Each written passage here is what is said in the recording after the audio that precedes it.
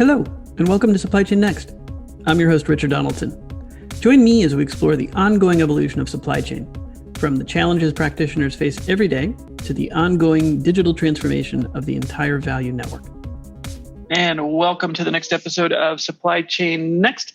I am excited to be here with John Bolto of AdditiveNow, who is out of Perth, Australia. Hey, John, how you doing? Good morning. Good morning. How are you, Richard? I am good. We are leveraging the internet as designed to make the world a very small place. So while I'm in Arizona, you're in Perth, and we can have an incredible podcast, which is amazing. Sometimes I still just stop for a second and go, my God, this is amazing. But I want to get right into it. This is about you, 3D printing, and how 3D printing is going to be shaping some of the upcoming supply chain trends, if not remaking supply chains as we know it. And based on our earlier conversations, I know you've got an enormous amount of insight into that, and certainly would love to hear about you and kind of just tell us a little bit about yourself and your background, and kind of maybe the journey and how you got into 3D printing.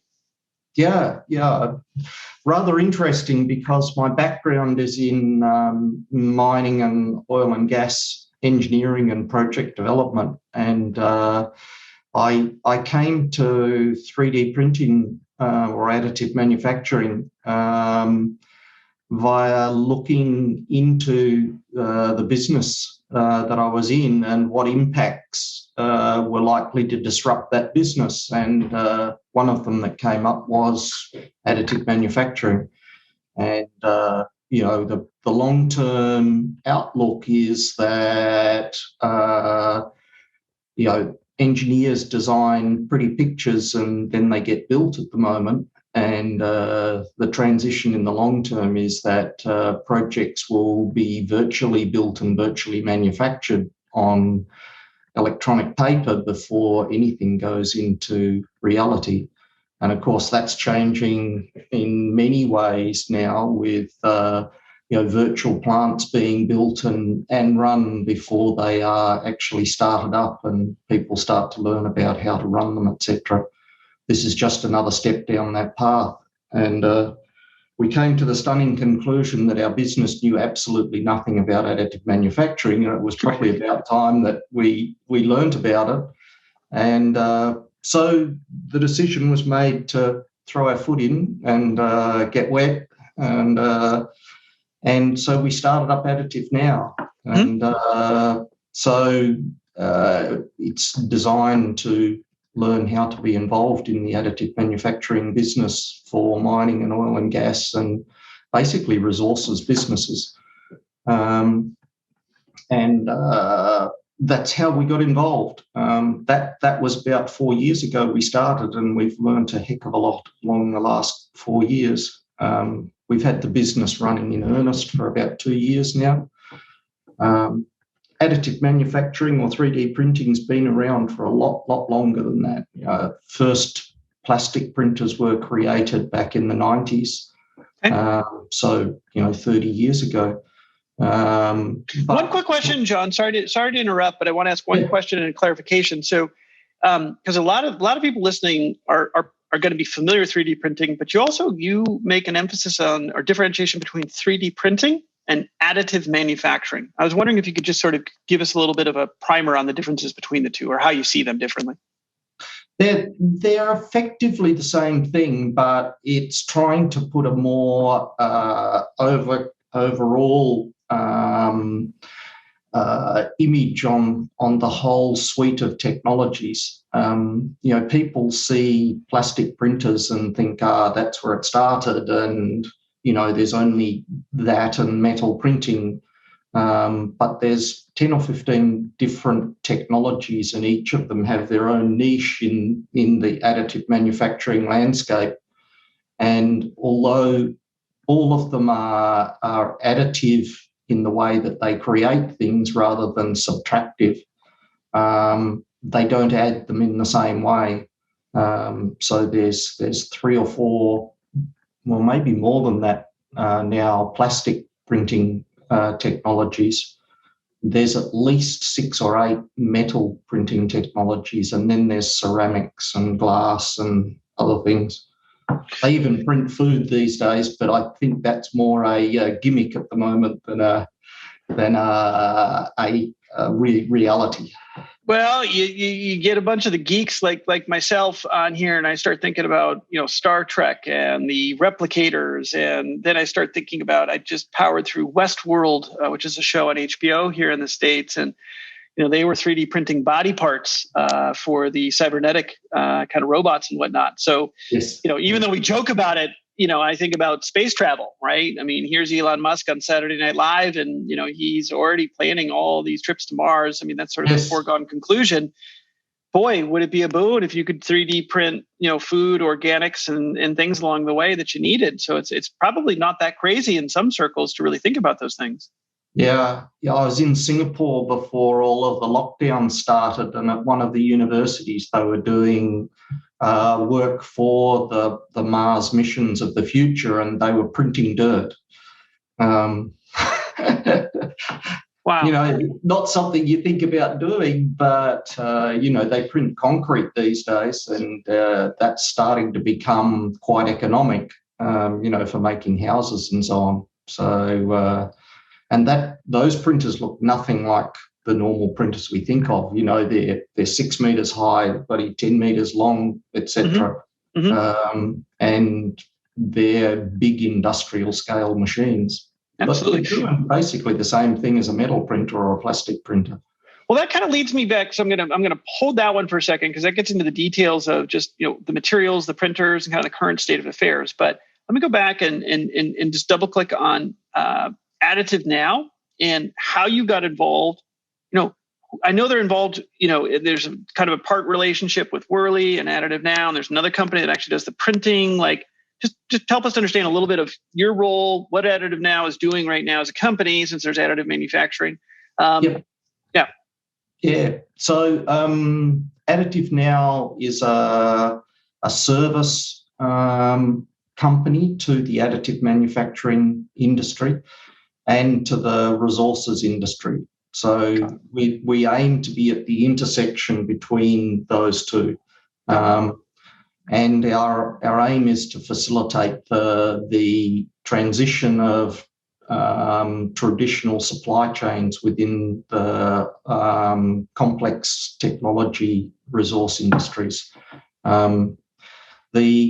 That has 4 different areas. So we look at advisory work, we look at design work, we look at printing to qualify a part, because you need to be able to repeatably print something and it comes out with the same high quality outcome every time. And that it's still a bit of black art in it, although there's a lot of science now. And lastly, we do agile manufacturing. We're not aiming to be a serial manufacturer, so we're not aiming to compete with the large multinationals who produce thousands or hundreds of thousands of parts. But there's a niche in the business for helping those resource operators to transition from knowing nothing about additive manufacturing to be able to use the parts in the field and build trust, and for short-run manufacturing where additive is already competitive on price with traditional manufacturing. The 2 partners in Additive Now are Worley and Aurora Labs. Worley's a large multinational engineering company, and Aurora Labs is a small company out of Western Australia that makes printers. The reason for the joining was Worley started with zero additive manufacturing knowledge. There was a local company we could work with that would take us a large step forward. We're printer and technology agnostic.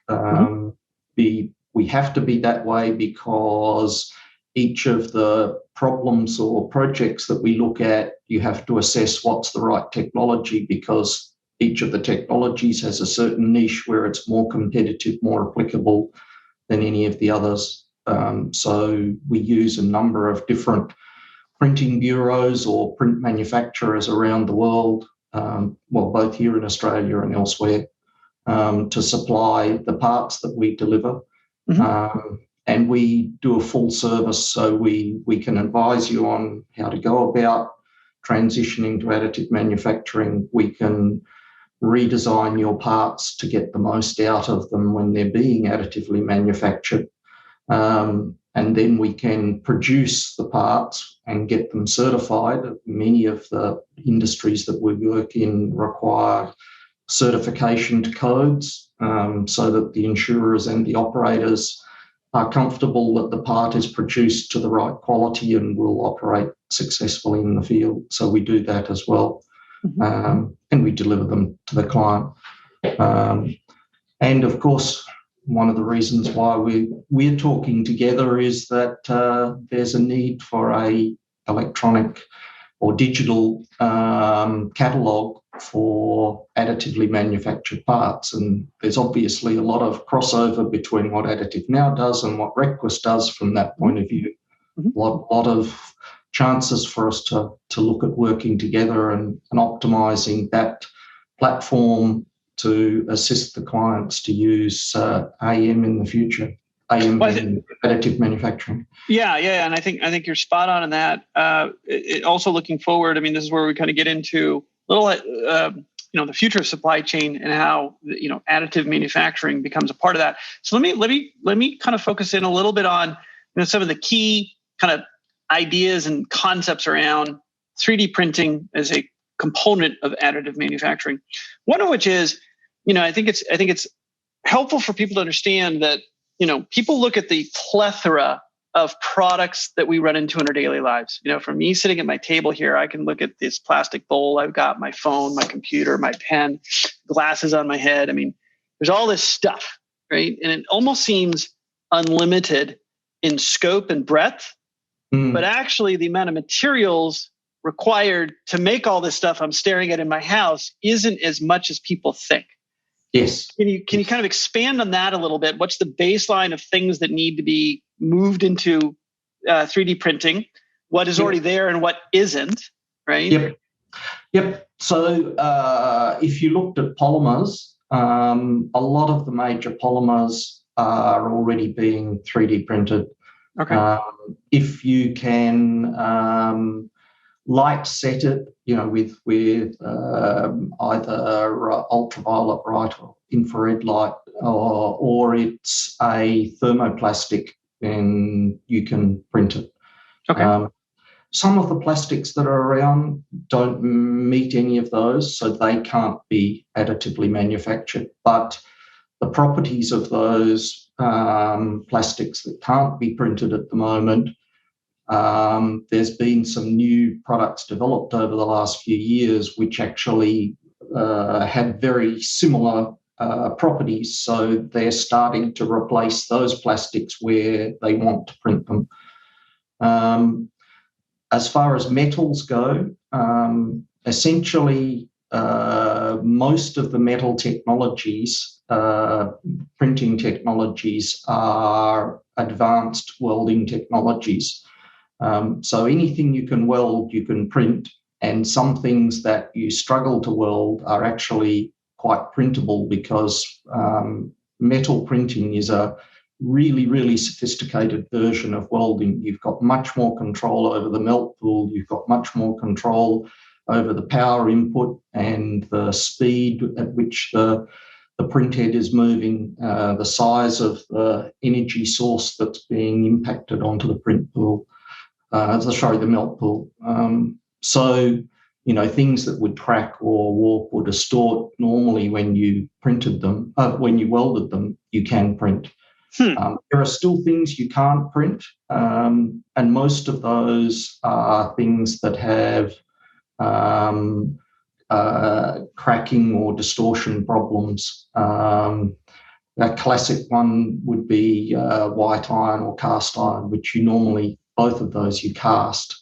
Another one that is approaching printability now is tungsten carbide. There are people that are printing it, but it's still very specialist. It's still at the bleeding edge of technology advancement at the moment. So let me double click into that for a second. Sorry, because I think this is also important. So I don't and I know I learned this in your last conversation, but when I think about a 3D printer and even the materials you're running through, whether it's polymers, the different types of metals that you're referencing, of which it's only a couple dozen materials that probably are printed that ultimately account for 95% of the world's stuff, whatever that is in various forms. But you hit on a couple things. One is because of the granularity of 3D printing, right? You can do things that you can't that we haven't been able to do historically with manufacturing. So let me go into that a bit further, which is that granularity is because this stuff that's printed is in this powder material, for lack of a better term, that goes through this printer jet in a way that comes out and is formed up into whatever it is you're trying to form. But maybe you can expand on that. I mean, I'm doing a very layman's, crappy job of this, but, when someone says, plastic powder or, metal powder, that doesn't make sense to a lot of people. Maybe you can kind of simplify for that, because that's the key element to understand in 3D printing is that anything we look at a cellular, it can be broken down to molecules. Therefore, it could become powder, which, that's not a radical thing to say. So there's two basic ways of doing it. One way is that you have a head which has the product that you want to deposit and it's coming out of the head, and you move that head around and the print head.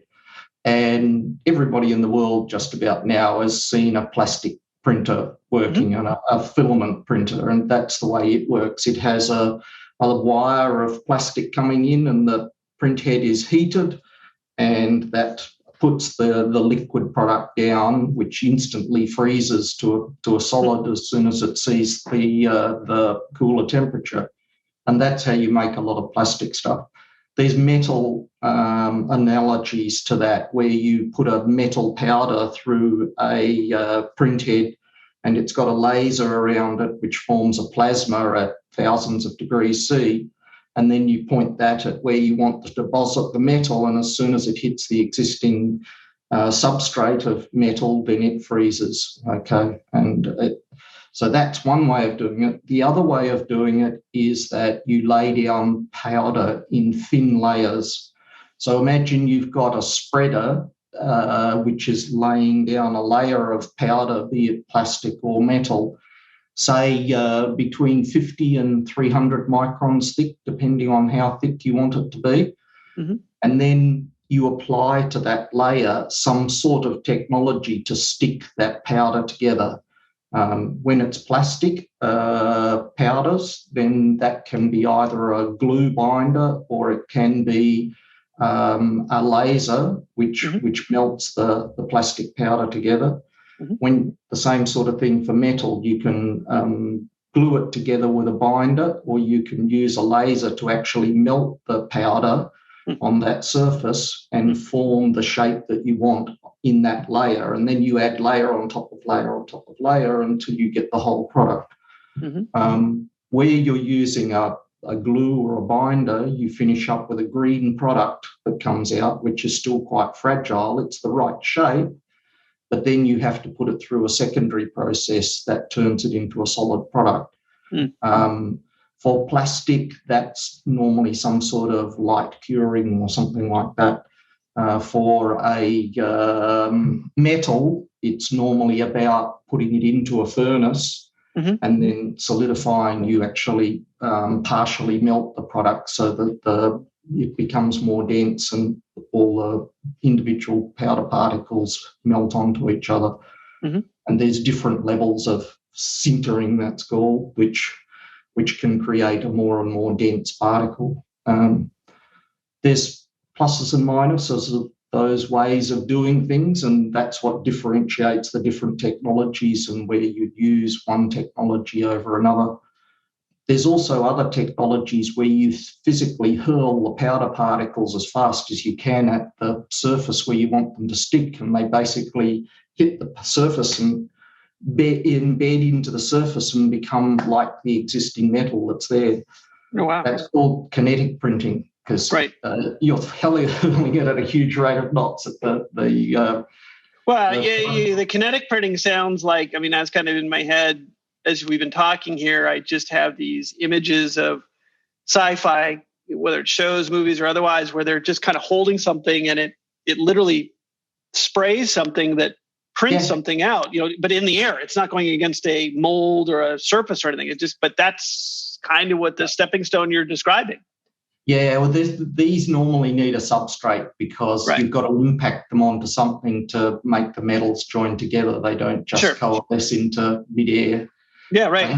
They haven't invented that yet. Sorry. Well, give it some time. We like to get creative on the show. We like to think about what's next. Not necessarily what's here. Yeah. So let me kind of again go into that. So we've got the basic principles. You've got let's call it a couple dozen source materials, that we're all talking about printing, right? From metals to polymers, and polymers are just chemical compositions and bonds, whatever. Yep. We're even in the area of organics, but I'm going to leave that aside for now because I think that's probably that's a step too far for most people right now. Start thinking of that. But now the printers themselves, right? So you've got the materials, you've got the the characteristics of the powders. How are the printers? I mean, the printers are not that big today, or they're not as big as people might think. What are the limitations there with the printers? But the interesting thing is, physically they are big, but the actual parts that they can print are quite small. So, a large metal printer, powder bed fusion printer, which is laying down powder beds and then fusing them with a laser. I mean, it could be 4 or 6 meters long by 3 meters high by 2 or 3 meters wide. But it'll probably actually only have a production volume where it's actually doing the hard work, which, the biggest one in the world that's sort of out there and is a production machine now is 600 millimeters cubed. So 600, 600, 600, not that big. There are technologies that you can produce much larger parts than that, but they tend to produce near net shapes rather than finished shapes. Powder bed fusion will produce a shape that is very, very close to the finished product, and it will require some post-processing. And if you've got a interference fit for a bearing or something like that, that will need to be machined. But the near net shape technologies like binder jet printing or wire arc additive manufacturing, or WAM as it's called, they produce a shape that could be plus or minus a few millimeters from the finished shape and will require a lot more machining.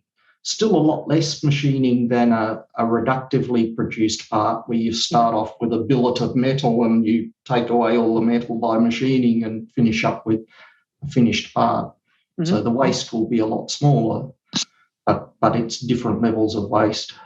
So where are you seeing today? Let me shift gears into sort of where do we see 3D printing or additive manufacturing, in use today, right? And it spans multiple industries. It's not just in energy, chemical, and resources. I mean, it's kind of all over, but it's not as pervasive as people might think either. No. I think there's very few industries that additive manufacturing hasn't moved into. But in a lot of industries, it's quite peripheral and quite a small proportion of the supply chain. But if you go to medical and dental, then it's quite a significant portion of the supply chain. If you looked at lightweight products in the aerospace industry, then it's quite pervasive. It's used quite extensively. And in motor vehicles, you're now starting to see it moving in and being used more often. Mm-hmm. It's very extensively used in the motor vehicle industry for prototyping because they can reduce the prototype innovation cycle from 3 to 6 months down to a week or two. The best example of that is F1, where they now can come up with an idea and put it in the car in less than 7 days. Oh and my God. That's amazing. I mean, who would have thought of an innovation cycle of 7 days, right. 10 years ago? Just unheard of. Let me ask you a question on that one. So if they're, Formula One's kind of one of those sports, kind of like what do I want to say, the World Cup sailing event, right? Where you're kind of you're at the apex of this sport that, quite frankly, most people don't really realize is basically a giant science experiment. Yes. Yeah, that's right. It just so happens one has wheels and another one has, a bunch of airfoil type things going on, right? But it's all scientists trying to figure out how to maximize, all the forces that are at play. So where I was going with it is, with 3D printing being used in Formula One, again, no surprise there. It's almost like unlimited budgets. What have they? What are things of significance that they may have produced in there that really changed it? Because a 7-day innovation cycle is insane. I mean, I have an idea. I'm going to print it. I'm going to put it in the car. I'm going to test it for 48 hours, and boom, I can make my adjustments. Within 9 days. I mean, that's just crazy. Yeah, I guess the most pervasive use in F1 is the aerofoils and the air shape of the car. The F1 is at the very leading edge of aerodynamics, and little tiny changes can make quite large differences. And these guys are looking for parts of a percentage or a percent of difference in their drag, or the ratio between the hold down that they get and the total drag of the car. They want hold down effect without using power. And so they use that very regularly. But parts in the engines or running parts on the wheels or whatever, then a lot of their parts are made out of lightweight material, titanium or high strength aluminium, and those are very printable products. It's very known technology. They're looking for part aggregation, so the less parts in an F1 car, the better, because the mechanic's got less work to do. He can do the work faster. They change out an engine in a few hours in an F1 car. Right. And all, the light weighting, the lighter the F1 car is, the higher the power to weight ratio is, because they're all constrained on the size of engine, etc. So it's all about power to weight ratio, and additive manufacturing has the ability to take metal away and therefore get lighter without changing the strength of a part, because you take the metal away from where it's not required and only leave it where it's actually providing the strength that's required to deliver the duty. Now, what about it's almost like I can't avoid it here, but let me go to space now. So whether it's the space stations or the trips now going to Mars, or a lot of people probably miss this, but I think it was 4 or 5 months ago we landed on is it either an asteroid or a comet? I think it was an asteroid. Asteroid. It was an asteroid, right? They actually got. I was fortunate enough to sit in with the guy who ran that thing on a conference call, just listening to what they did so well that they were able to get material off that asteroid. But again, just they were amazed at how efficient they were able to go do that. Number one. So when they came off, they had like all this extra time and fuel. They're like, well, let's go do it again. So they're going to go land again on something. I don't know if they've done it, but they were going to go land and get something else. But they were also, all these new minerals were coming out, right? All this stuff, God only knows printed. So questions are, where's 3D printing if we look up in space? I imagine you're seeing some 3D printing going on in the space stations. There has to be. I can't imagine there isn't. And then there also has to be a component to some of the materials evaluations of Mars with the current landers and everything going on there to say, is this material printable? And can we then use it as a part of our initial foray to Mars? Because a printing kit will be required to, help us kind of get established there. Yeah. I believe they're looking very seriously at using printing in space. Most of the printing of metals is done under a vacuum because they don't want oxygen around. So doing it up in space is actually not a bad thing because it's a vacuum. Right. Not much oxygen up there if you put it right. The trick then would be most of the machines use gravity as an advantage rather than trying to get rid of it. And I'm not sure what people have done about trying to work out how you would print in a zero gravity environment. Interesting. Now, Mars has probably got enough gravity that it's not such a big issue. But if you're on a space station, then you're basically almost zero gravity. You lay down the layers of powder, for instance, in a powder bed, and you require gravity to hold that powder in place. The same when you're running a plastic printer around. You do have just about contact between the print head and the plastic part that you're printing, but there is a small gap there. And gravity makes the drop of plastic go down onto the part. I'm not sure anybody's addressed that problem. I've never asked anybody. It's an interesting question. I mean, someone's got. I mean, when you just said gravity, immediately I'm like, oh yeah, of course, right? Because if I've got a powder and all that stuff's kind of spread all over the place, like how do I contain that to get it through a printer? And this is where unless you have experience zero G, which I haven't, you wouldn't think of those things. You almost don't even think about it. It's like oxygen sometimes here. You don't think about it. When it's gone, though, the whole world changes. When gravity is gone, everything changes quite a bit. All right, I'm going to come back from space, come back to terra firma for a second. So hard for me not to get out there, though. Now, 3D printing, so we've got it in energy, chemicals, resource, pharmaceutical, medical devices. I mean, just some places to normally think of. Where are you seeing the next big developments in additive manufacturing? Like what's on the horizon? So we're sort of still at the early adopter phase, I would say. It feels like even in some more robust industries or mature industries like pharmaceuticals or medical devices or even energy and chemicals, I'm not sure, but it still feels early days. What's coming? What's the big stuff next?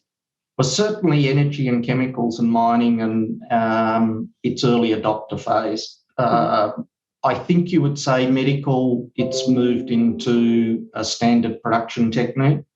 Aerospace, it's sort of on the borderline of being accepted as one of the really advantageous production techniques, but it's maybe not quite run-of-the-mill.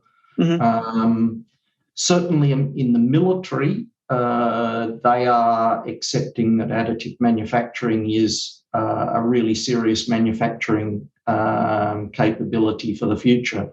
And they're interested in field manufacture and things like that.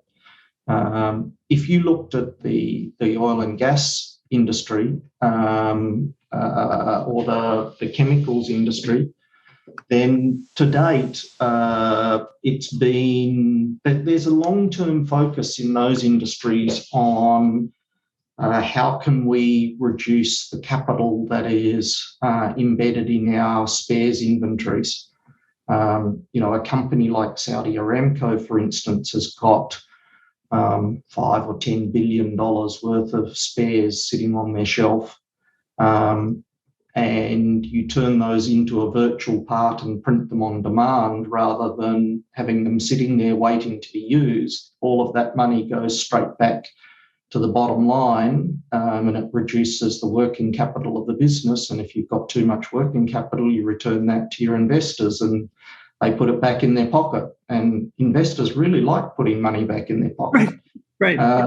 So that's a strong focus of a lot of operations around the world is what part of our inventory do we think in the longer term is printable, and how do we start assessing that, start to trial printing the parts that we would like to look at being able to virtualize, and then thinking past that, how do we manage that so that the intellectual property associated with those parts is preserved? And how do we ensure the quality of those parts so that they can be used in high-risk industries without any additional risk being added to the operation?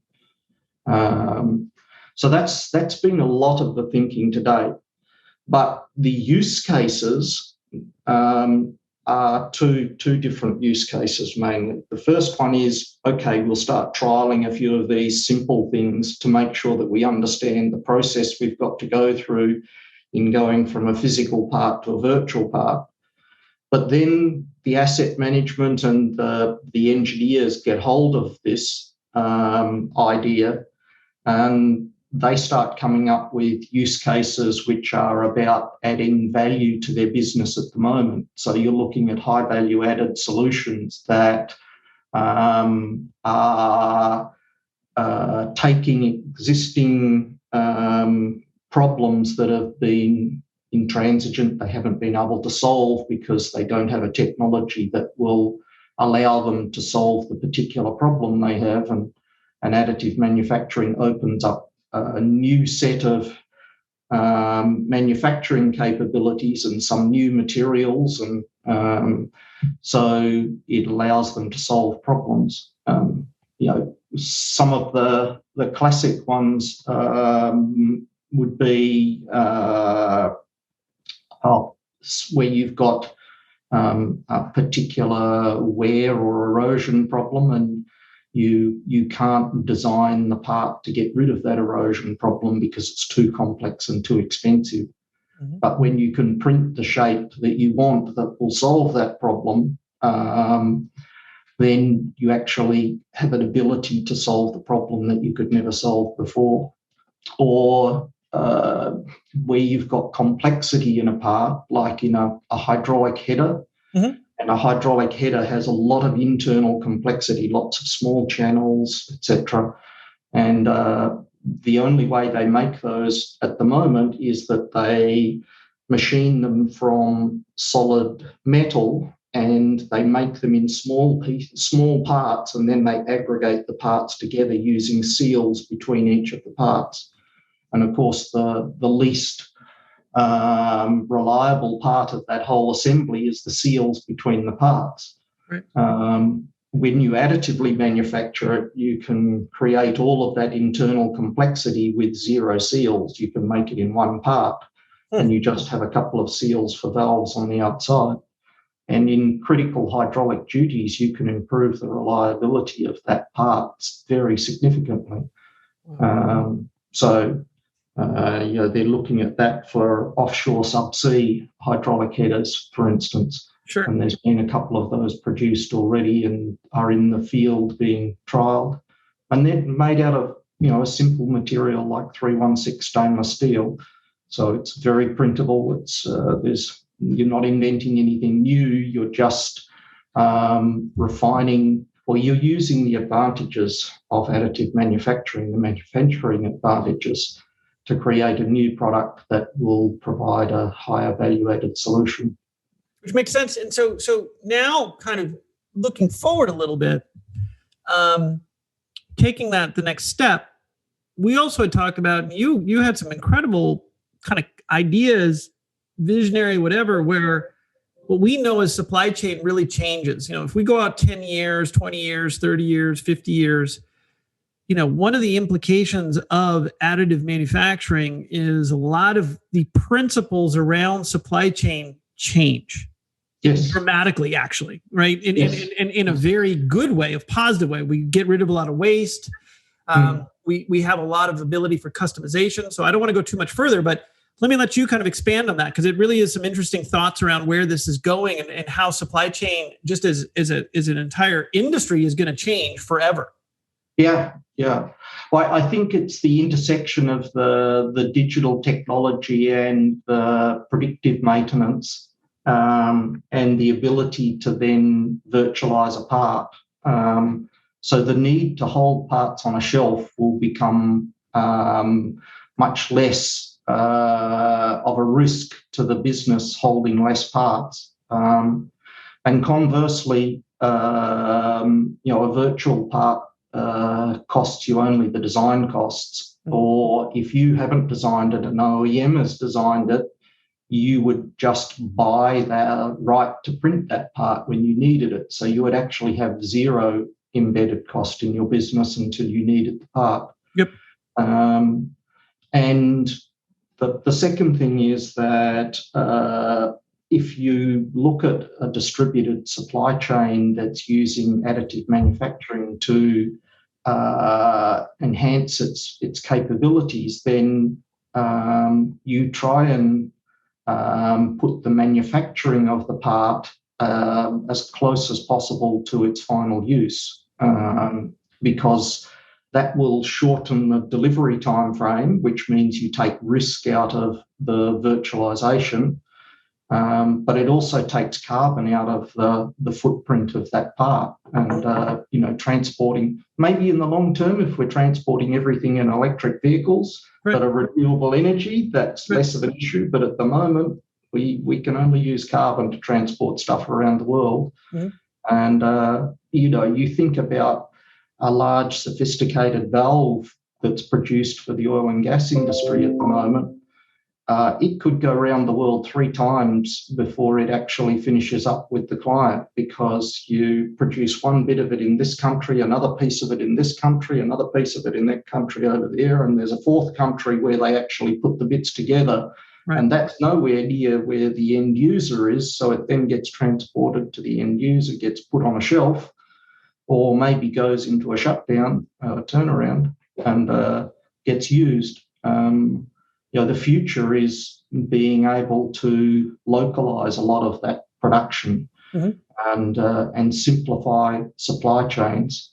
There's going to have to be, and the reason why you can do that is that a lot of the specialist knowledge that's required for the production will in future be embedded in the design. Therefore, once you have access to the design and the right powders and the right machinery, you should be able to produce that part. And then there'll be a set of machining and post-processing instructions that go with the part. So it'll come out maybe going into a heat treating furnace, then into a CNC machine, and then have a polishing process or something, but that'll all be embedded in the production process that's embedded within the part, right? The knowledge that goes with the part. And that'll all be in an encrypted bundle. And at the moment, those encrypted bundles have to be decrypted before they're put into the machine. But I think in the longer term, there'll be a technology revolution where the machines will have the decryption built in. So you only decrypt the piece of the knowledge that's in the part as you need it to produce. And so the IP associated with that bundle of knowledge is going to be much safer. Yep. Well, with that, so that's kind of that look forward. So on all of a sudden, it's literally on-demand manufacturing. In every sense of the word, every single thing can be in the future, long enough timeline, printed, provided the lead times are a day or 2 or 3 or whatever it is, but, not weeks or months or whatever. And It's just a function of, do I have the proper material in the proper format to print it, right? So this is now I'm going to bring it full circle to circularity, which is, that alone, on-demand manufacturing probably takes out, I'm just going to conservatively estimate 50% of the stuff that we pull out of the ground is wasted through, just this archaic kind of manufacturing processes that you described, where it goes through all these different hands and gets shipped all over the place, and the amount of wastage and blah, blah, blah. So, already you're reducing our 100 gigatons of stuff we pull out of the ground down to 50 just by moving in this direction. But also talk a little bit about the circularity. And I'm going to be conscious of time here as we're kind of winding down, but I think conceptually people get it. I got a powder of whatever, metal, copper. I put it through a printer. Well, okay, so now I've printed it into something, a copper tube or, how easy is it then to break that down back into the requisite powder material to then print it again? Yep. Well, I think there's several things you've uncovered there. Okay. The first thing is the inherent wastage of reductive manufacturing versus additive manufacturing. Right. You put powder into a bed and you fuse bits of the powder to make the part. All the rest of the powder that went into that bed is reusable, and they actually drain it out of the bed, put it through a filter to get rid of any bits that may have got some spatter from the lasing process, and it's reused straight away.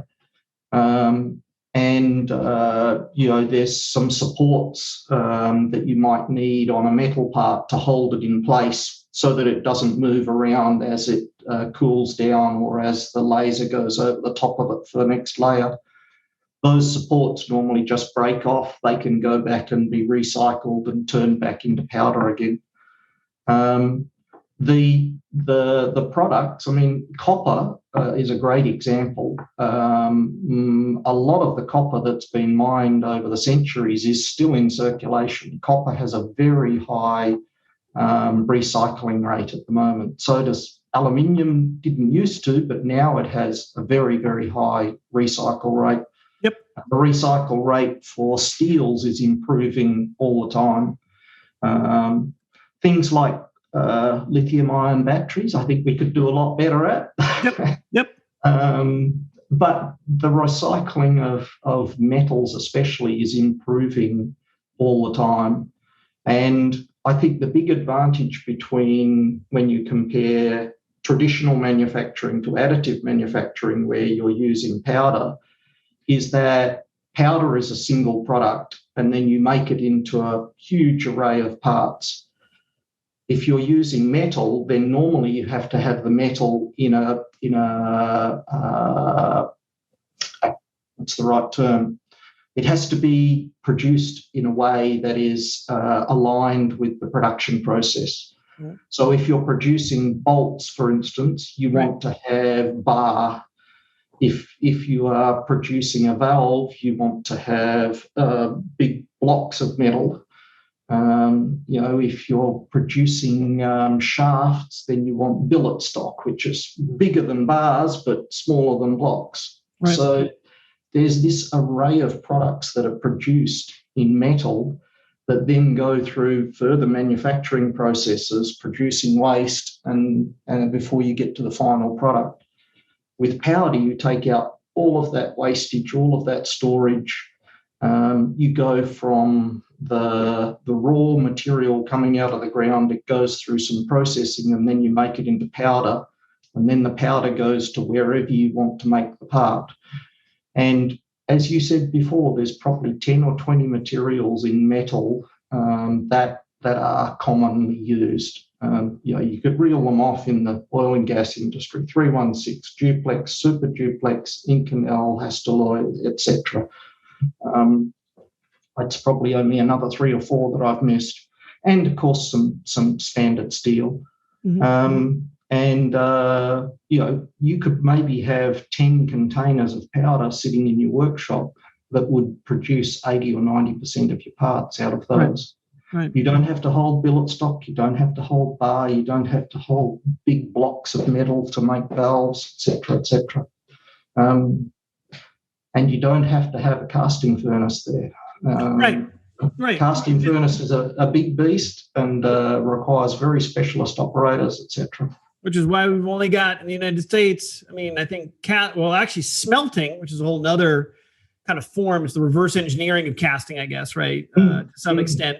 There's only a couple of them in the United States. I didn't even realize that, right? How few of them there actually are in the world because of all the reasons that you're bringing out. It's about the heat, energy, and it's very specialized kind of technical operations. That's why there's not that many. Okay, so just final thoughts. There's a lot going on here. This has sort of been a primer on 3D printing, additive now.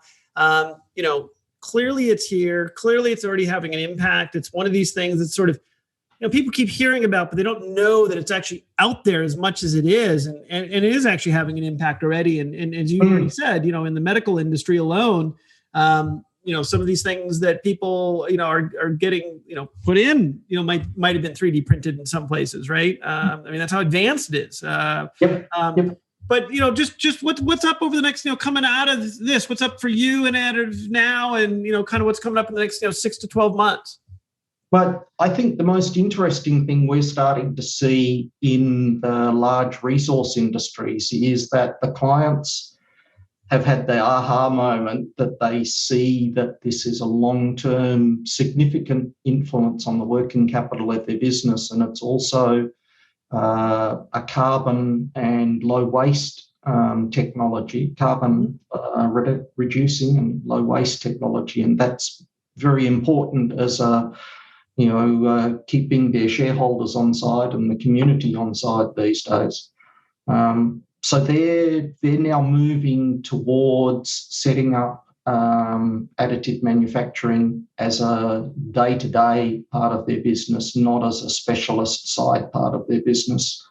And companies like Equinor and Shell are starting to put significant pressure on their OEMs to engage in additive manufacturing and start transitioning the parts that make sense into from away from traditional manufacturing towards additive manufacturing. And the interesting thing is that traditionally manufacturers and OEMs have produced a product using a certain technology because it's cost advantageous to that OEM. They haven't thought about what is the total business case for the client, and is the way that they're manufacturing it actually to the advantage of the client as opposed to the advantage of the manufacturer. And a classic case is those hydraulic headers. The cheapest way for them to produce them at the moment is reductively with lots of seals. Doesn't improve the reliability for the client, and the reliability for the client is probably far more important than the cost of the header, because the header is controlling this large piece of machinery. If the large piece of machinery goes down, the whole show stops. Yep. And it could be $500,000 a day, and all for a header that maybe cost a few $1,000s. Yep. And this is where some of those large resource companies are starting to change the way that they are looking at this issue. They're saying, what is the business case of the problem with that part? And are there smarter ways to produce that part? If it costs more, is it still business cost advantageous to have that more expensive part put into production? And it's starting to challenge the paradigm of always buying the cheapest part from China. Right. And, what's the risk reduction in our supply chain by going to having a portion of our requirements for a part made locally at a more expensive cost, but it takes the risk out of the supply chain. Sure. Not all of our stuff, just some of it. And I think the recent pandemic and the supply chain issues, which are still going on, I don't think anybody has caught up yet, have really highlighted the inherent risk of that supply chain optimization that went on prior to the pandemic, and people are starting to reassess that risk profile and changing their procurement practices to remove a portion of that risk. Totally. They're probably not going to be willing to remove all of it because the cost-benefit analysis isn't going to work, but there's going to be a evening up in the balance between risk in the supply chain and cost of product. Yep, totally agreed. Well, John, listen, I want to thank you. We've come up on the hour, and as always, but even in particular here, I think we could keep going for another 4 hours because it is a fascinating topic, and 3D printing and additive manufacturing. And I think the term, you're right, additive manufacturing needs a little bit better marketing PR, but it's a better term. It's more encompassing. Changes the way people think about traditional manufacturing, right? That's the idea, yeah. Right, and it will take hold, but and fascinating to think about where it is today, where it's going, but in the context, it's already having an impact on the supply chain. I mean, it is forever will be a part of the supply chain, and it's just how fast we get it in here, and it's one of the biggest steps we can move towards reducing all of that waste. Right. And making things that we just need at any given point in time. Right. Which is the ultimate goal of any supply chain. Right. So awesome. Great discussion. Thank you so much for today. And I really appreciate it. Have a wonderful day. This is Richard Donaldson. Thanks for listening. If you have any comments about the episode or topics in supply chain you'd like us to explore, we'd love to hear from you. You can reach us at supplychainnext@requus.com. And while you're at it, why not check out the Requus platform at supplychain.requus.com. Requus allows you to manage the full asset lifecycle in the cloud, collaborating with your entire value network to buy, manage, and sell your assets. Find out more at www.requis.com.